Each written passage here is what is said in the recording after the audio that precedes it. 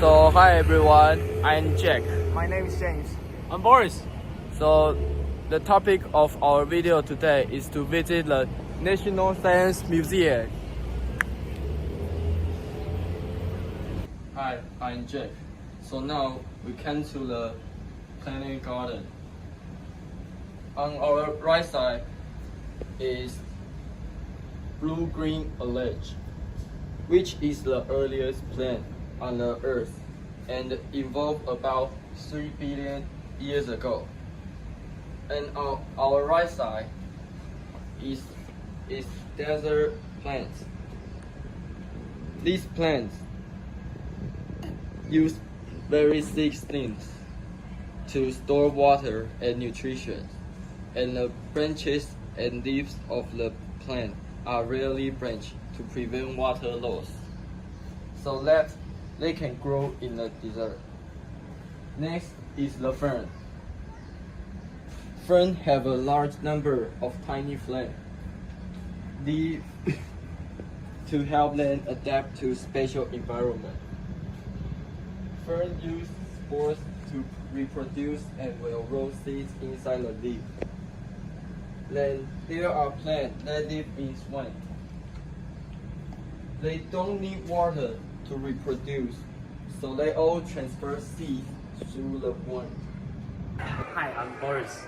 Let me introduce a special animal, the mud skipper. They can use their powerful tails to jump and their pectoral fins to support their bodies. They can also climb trees. Although they cannot live outside the water and cannot breathe air, they can swallow water and absorb oxygen. Why don't fish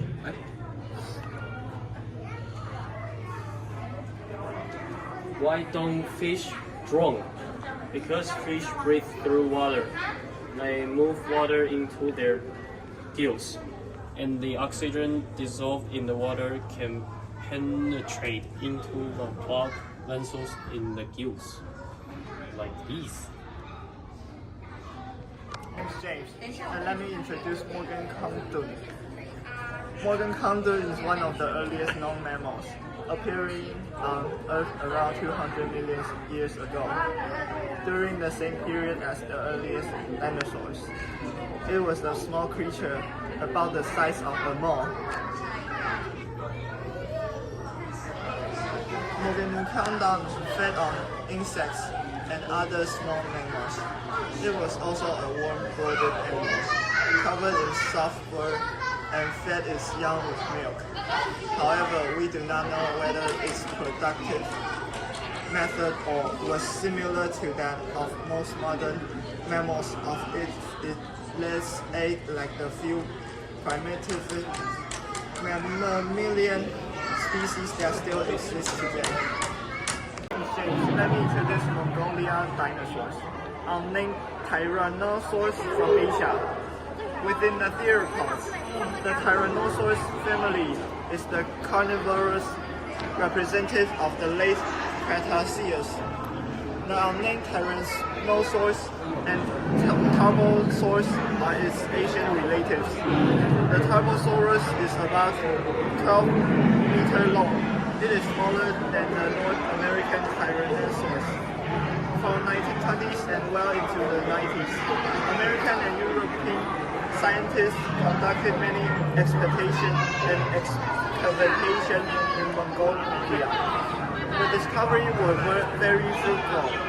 Most dinosaurs discovered in this region are from the late Cretaceous. The two specimens are the most recent acquisitions of the National Museum of the Natural Space. Research and examination of these two precious specimens is ongoing.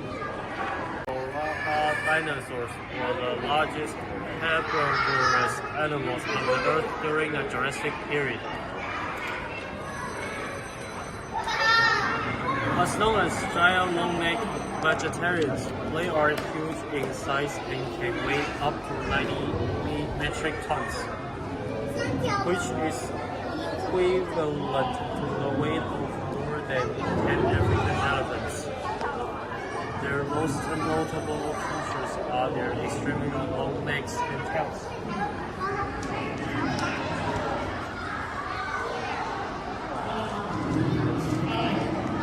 The neck helps them to easily feed on the tall leaves, while the long tail may be used to balance their body or defend against predators.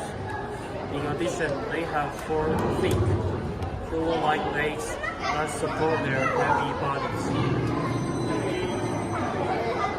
allowing them to move slowly but steady. Let me introduce the Tyrannosaurus Rex. You can find that he is different from some dinosaurs. His teeth are very sharp, which make it easier for him to bite prey. His hands are very short, so he cannot catch prey very well. After introducing the omnivorous animal, I will introduce another herbivorous animal, which is the true-plant air dragon. He is known as the king in the dinosaur world. His characteristics are that his legs are covered with shells-like structures, and there are thorns on his neck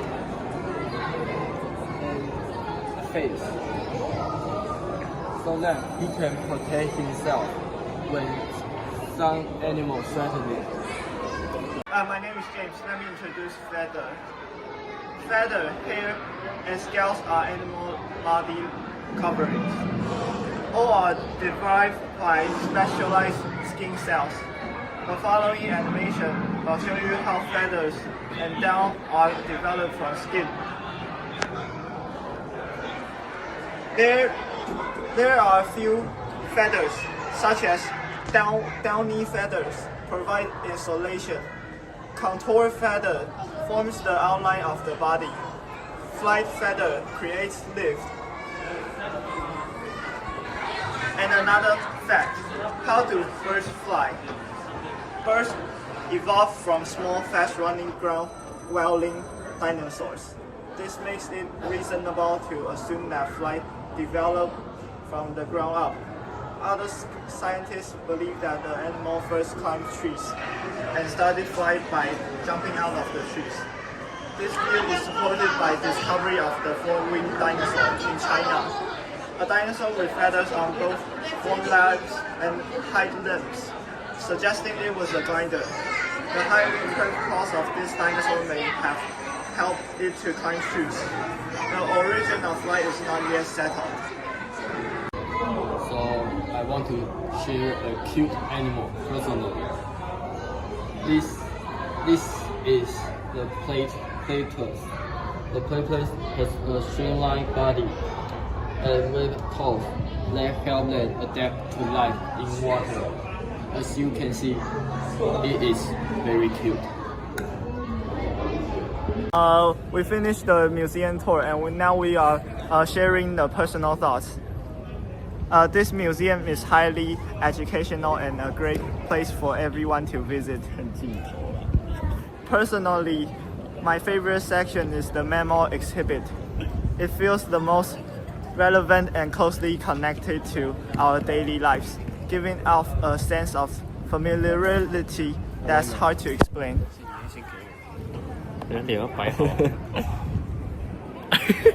Okay, I'm Jack. So, after finishing today's visit to Science Museum, I feel it is very interesting. Although the museum looks small, but the content inside is actually very rich, interesting, and educationally meaningful. It is very suitable for parents to bring their kids to play. My favorite place is dinosaur area. I like dinosaur very much when I was a child because I think dinosaur is a very wonderful thing. And my favorite part is botanical garden. It feels like exploring a primeval forest. The sun is very strong, but it is cool and shady inside. It makes me feel comfortable and peaceful. Hope everyone can come here.